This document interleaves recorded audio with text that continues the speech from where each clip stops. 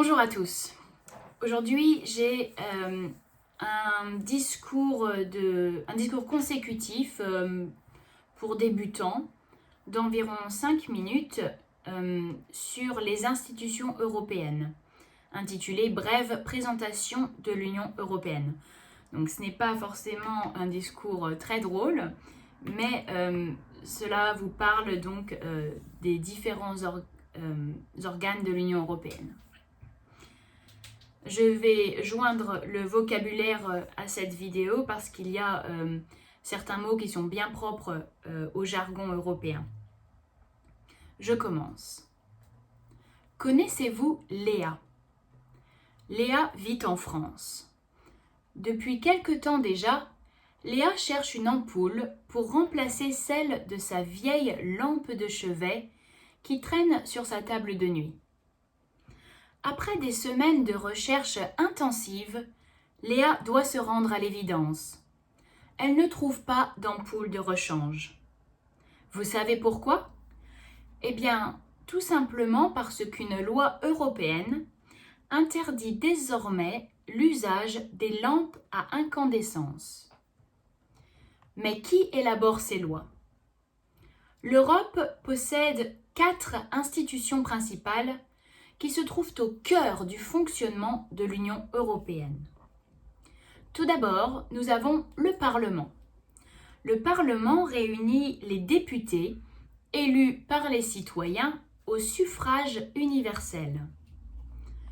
Le Conseil de l'Union européenne, quant à lui, regroupe les ministres des États et représente les intérêts nationaux. Le Conseil européen, alors attention, le Conseil de l'Union européenne et le Conseil européen, ce n'est pas la même chose. Le Conseil européen, donc, réunit l'ensemble des chefs d'État et de gouvernement de l'Union.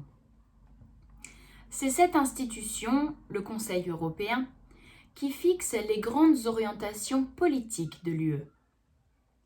Enfin, nous avons la Commission européenne qui représente l'intérêt général de l'UE. Ces membres sont proposés par les chefs d'État et de gouvernement et ils sont investis par le Parlement.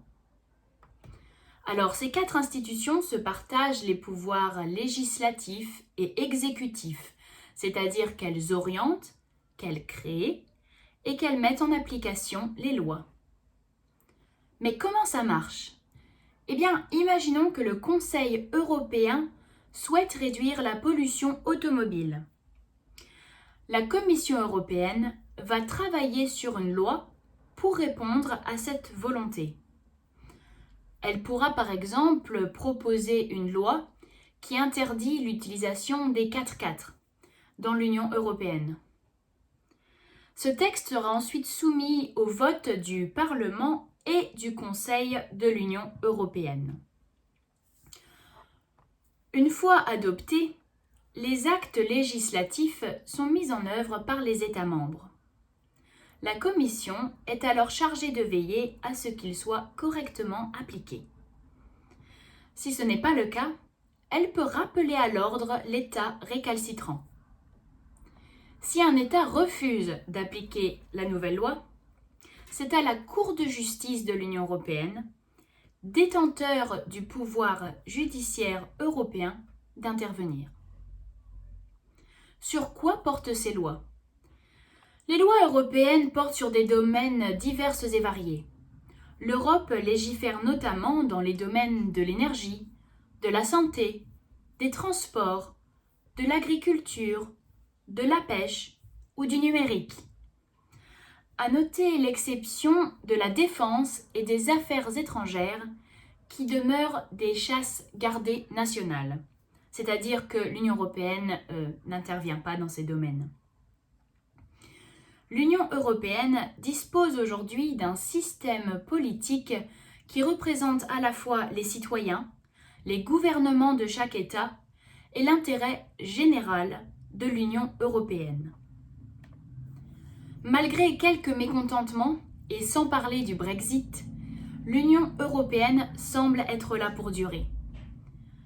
L'année prochaine, la construction européenne fêtera d'ailleurs ses 70 ans. D'abord économique, elle est désormais aussi politique, mais souvent perçue comme une usine à gaz. Pourtant, elle a bien rempli sa mission d'origine qui était de préserver la paix en Europe. Un objectif qui n'est pas nouveau et qui était déjà évoqué par Victor Hugo au XIXe siècle. Je vous remercie.